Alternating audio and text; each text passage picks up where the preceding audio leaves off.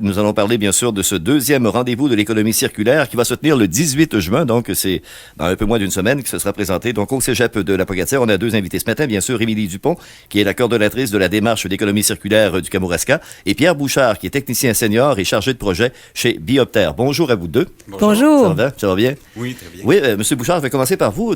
Expliquez-nous un peu votre travail chez Bioptère. Chez Bioptère, je suis chargé de projet. Ça veut dire qu'on travaille je travaille principalement sur des projets qui touchent l'utilisation des champignons. On appelle ça les mycotechnologies. C'est une branche un peu des biotechnologies, si on veut. Okay. Bioptère est actif dans le domaine des mycotechnologies depuis une dizaine d'années maintenant, sauf que depuis 2 ans, on a une nouvelle programmation de recherche qui va nous permettre d'avancer vraiment beaucoup plus les technologies puis vraiment se positionner de façon importante. Et votre participation justement à ce rendez-vous là, de l'économie circulaire, ce sera quoi? Le but, ça va être de montrer un peu qu'est-ce qu'on peut faire avec les mycotechnologies en lien avec l'économie circulaire. Parce que qui dit économie circulaire dit matière résiduelle. Puis avec ces matières résiduelles-là, les champignons ont un beau potentiel. Pour deux aspects principalement. Il y a l'aspect mécanique, si on veut, des champignons, c'est-à-dire le fait que les champignons poussent en filament puis retiennent la matière autour d'eux. Ce qu'on voit d'habitude des champignons qu'on consomme, c'est juste la fructification. Le champignon en tant que tel, c'est un réseau de filaments qui tient la matière. Fait que ça, c'est une caractéristique qui est intéressante pour notamment créer des nouveaux matériaux à base de matières résiduelles en liant la matière, en remplaçant les cols, si on veut. Okay, pour faire des styromousses, faire des panneaux d'insonorisation, des choses comme ça.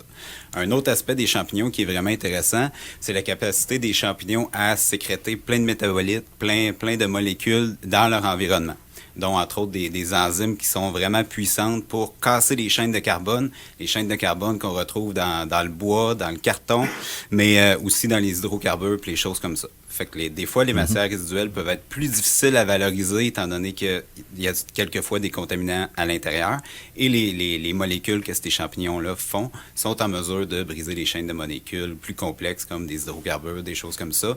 Puis un coup décontaminé, la matière est vraiment plus facile à valoriser. À travailler, c'est ça? Exactement. Ah, c'est assez fascinant. Les champignons, ça a plusieurs propriétés, là, si on peut dire. OK.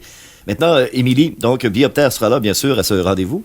Absolument. Donc, Bioptère nous fera cet atelier sur les mycotechnologies et l'économie circulaire. Donc, deuxième rendez-vous de l'économie circulaire présenté par Desjardins. On peut encore s'inscrire jusqu'à mercredi. Il y a encore quelques places de disponibles.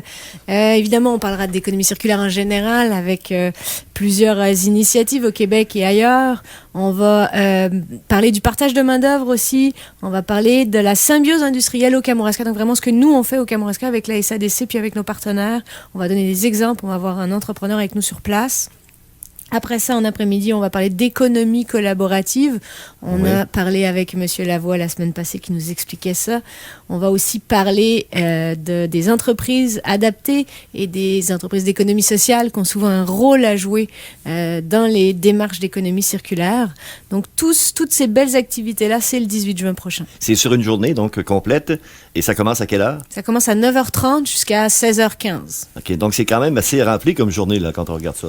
C'est complet, ça va surtout nous permettre de voir l'intégralité de ce qu'on peut faire avec l'économie circulaire, de ce qu'on fait déjà, de voir à quel point on est bien positionné et avancé au Kamouraska, et surtout de permettre aux entreprises, aux municipalités de voir les potentiels pour elles directement. C'est le but, de voir qu'est-ce qu'on peut faire, nous, comme entreprise et comme municipalité avec ça, jusqu'où on peut aller, quel partenariat on peut développer et développer nos potentiels chez nous. D'ailleurs, quand on regarde Bioptère depuis plusieurs années, là, vous avez acquis vos lettres de noblesse, on peut dire ça. Là.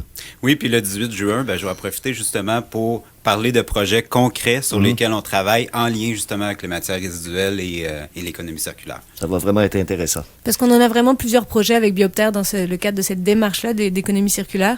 Il y a beaucoup de liens naturels qui se tissent en nos organisations, puis on est très contents. C'est assurément un plus pour la région. Émilie Dupont et Pierre Bouchard, merci beaucoup de nous voir ce matin. Merci à vous.